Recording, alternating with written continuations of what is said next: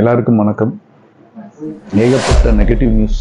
நேத்தினோட market fall. நேத்தின்றது நான் சொல்றது 13 நவம்பர் 2024 வெனஸ்டேனுடைய ஃபால் மிகப்பெரிய ஃபால். ஒரு பிளாக் வெனஸ்டே அப்படின்லாம் சொல்லி நிறைய நியூஸஸ் வந்துட்டு இருக்கு. Investors and traders, please don't get panic.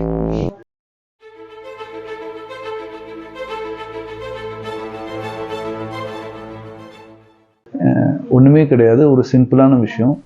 Bank நிஃப்டினுடைய வீக்லி எக்ஸ்பைரினோட லாஸ்ட் டே நேற்று.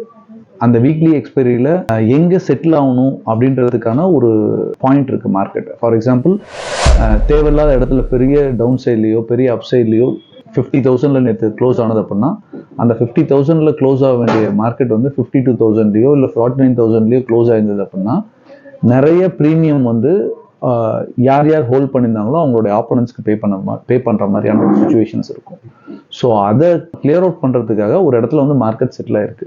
இது ஆப்ஷன்ஸோட ப்ரீமியம் எண்ட் ஆகிறதுனால நடந்த ஒரு நிகழ்வு. இதுக்காக பெரிய மார்க்கெட் அவ்வளோதான் கீழே போயிடவே இருக்க போகுது, பெரிய இன்னும் ஃபால் வரப்போகுது. Don't get panic.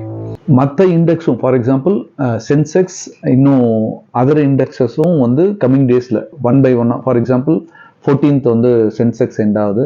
இன்னும் கம்மிங் டேஸில் ஃபின் நிஃப்டி எல்லாமே எண்ட் ஆகுது. நிஃப்டி மட்டும்தான் இதில் கேரி ஆக போகுது. இது ஏற்கனவே நான் சொல்லியிருக்கேன், ப்ரீவியஸ் என்னோட இதில் கொடுத்துருந்துருக்கேன்.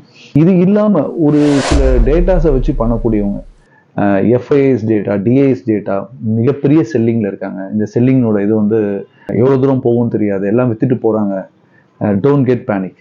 இன்னும் ஒரு நாளோ 2 நாளோ மார்க்கெட் கீழே விழும். அண்ட் தென் நெக்ஸ்ட் வீக் நம்மளுடைய இந்தியாவில் மிக முக்கியமான ஒரு எலெக்ஷன் ஸ்டேட்டில் நடக்க போகுது, மகாராஷ்டிராவில் நடக்க போகுது. ஸோ அதனுடைய ஃபீவர் கண்டிப்பாக ஸ்ப்ரெட் ஆகும். அதனுடைய ரிசல்ட்டினுடைய இன்ஃபர்மேஷன் ஸ்ப்ரெட் ஆகும். மார்க்கெட் திருப்பியும் ரிவர்ஸ் ஆகும். By the same time 1 or 2 months இந்த ரேஞ்ச் பவுண்டில் தான் இருக்கும்.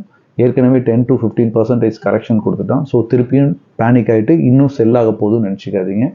நல்ல இன்வெஸ்டர்ஸ் கையில் அமௌண்ட் வச்சுருந்தீங்க, உங்களுடைய கேபிட்டல் ஏற்கனவே நீங்கள் அக்யூமுலேட் பண்ணதில் ஏதாவது ப்ராஃபிட் பண்ணிங்கன்னா திருப்பியும் அக்யூமுலேட் பண்ணுங்கள். இந்த இடத்துல நல்ல ஒரு ரிட்டர்ன்ஸ் பார்க்கலாம்.